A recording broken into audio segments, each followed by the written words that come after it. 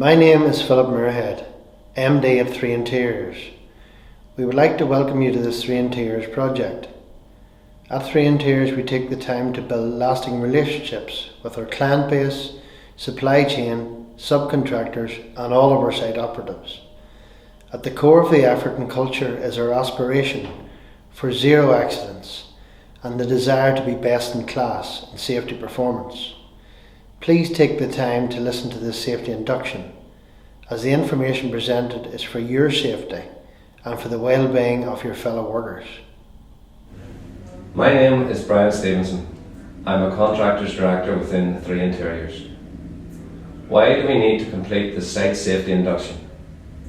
Firstly, we are required under the Health and Safety Act to provide all our operatives information, instruction and training in regards to safety and health.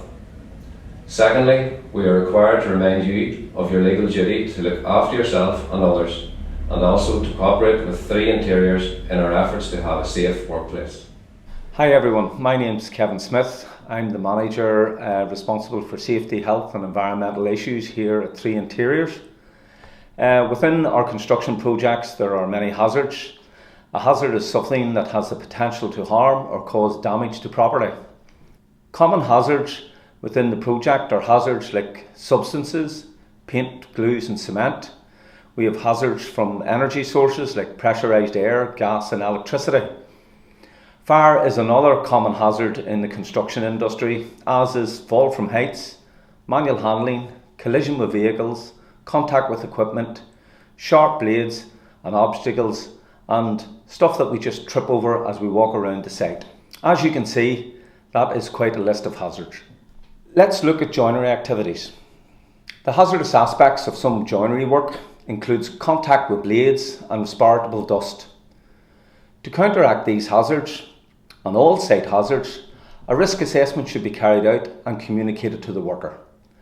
The worker must read, understand and comply with the method statement and the risk assessment for their task. As an operative or subcontractor on a 3 Interior site, your employer must give you a risk assessment for your work tasks.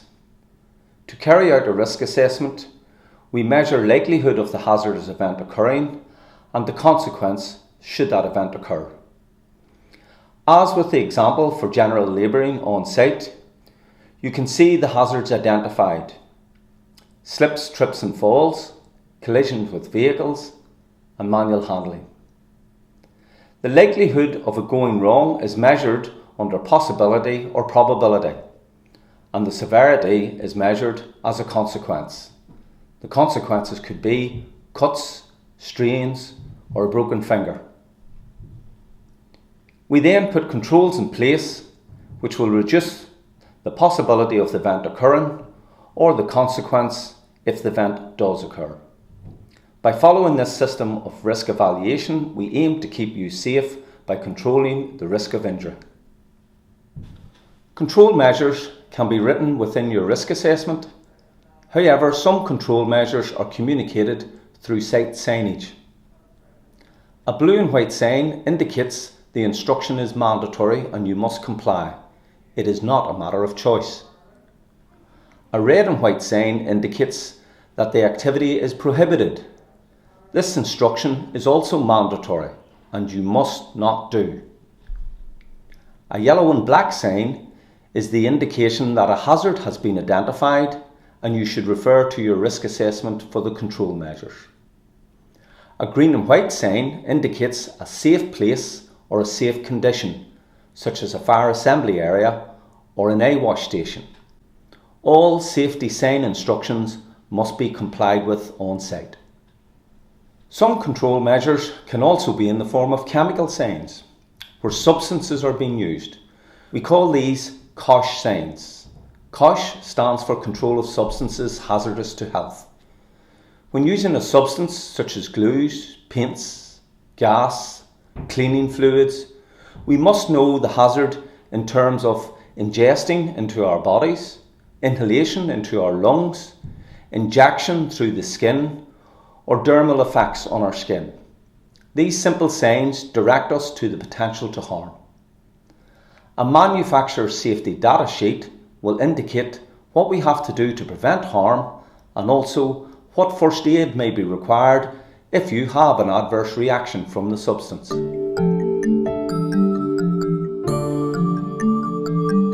Carrying materials around the site is commonly referred to as manual handling. When manually handling materials, we need to follow some simple rules. We use an acronym TAIL. TAIL means assess the task, consider the individual, consider the load, and look at the environment where you're manual handling.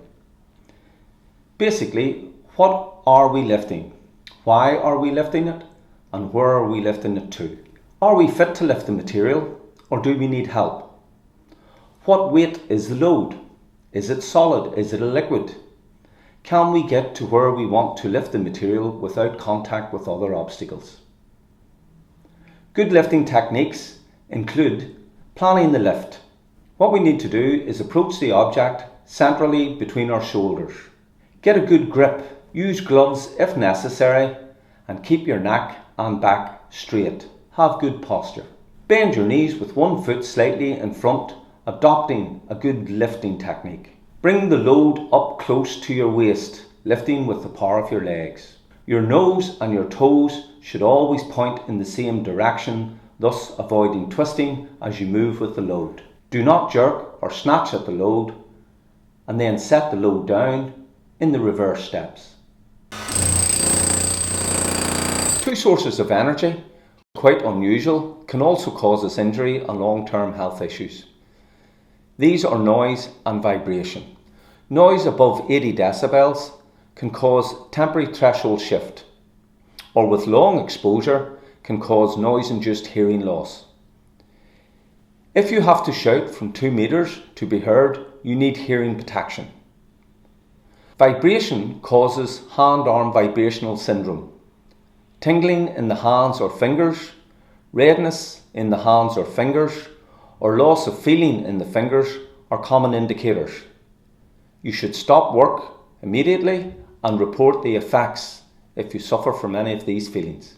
As we have stated, your risk assessment will deal with any control measures that are required for your tasks. There is a final control measure, and we call this PPE, Personal Protective Equipment. We also have RPE, Respiratory Protective Equipment, and this is, for an example, face masks. PPE is the last form of defence. However, there is a mandatory standard of dress, workwear and protection equipment required when you work on a 3 interior site. Check out the safety boards and the signage. This mandatory standard include head protection, high-vis vests for collision protection, safety footwear to protect our feet, and when cutting, grinding, drilling, or working in a dusty atmosphere, safety glasses are required. As stated, where noise is above 80 decibels, we need to wear hearing protection. When using sharp tools or materials, or when working with substances and contaminants like dust, we need to wear the appropriate gloves. However, do not wear gloves where rotational equipment is being used. There is a further expectation that all other clothing is proper construction workwear. By this we mean no tracksuit bottoms or sports tops. The wearing of flags and emblems is also discouraged. We are aware that sometimes on construction projects things do go wrong. So we need to look at what happens when they do go wrong. So what is an incident or a dangerous occurrence? This is a random event that happens where no one has been injured and there has no damage been caused. But on a different day, the outcome could have been an injury or worse. We refer to these events as near misses. So what is an accident? This is a random event which results in an injury or damage to property, no matter how small. Both events can be caused by unsafe acts or unsafe conditions. and both types of events must be reported to your site manager at the earliest opportunity so they can be actioned. And we've actually got a fire in the stand on the far side of the ground, and that looks very nasty indeed. Fire is a significant hazard on construction projects and can spread very, very quickly. Fire can start simply by bringing three chemical elements together: fuel, heat or ignition, and the source of oxygen.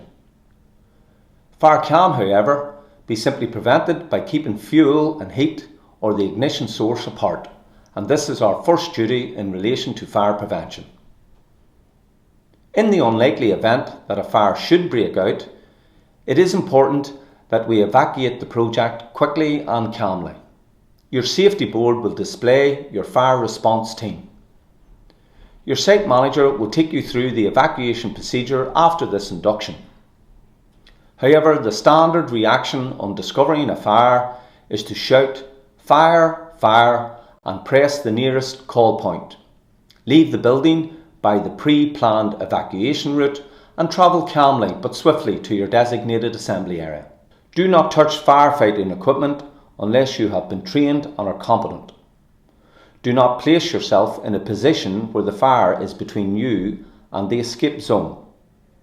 Our aim is to have full evacuation of all events within 3 minutes.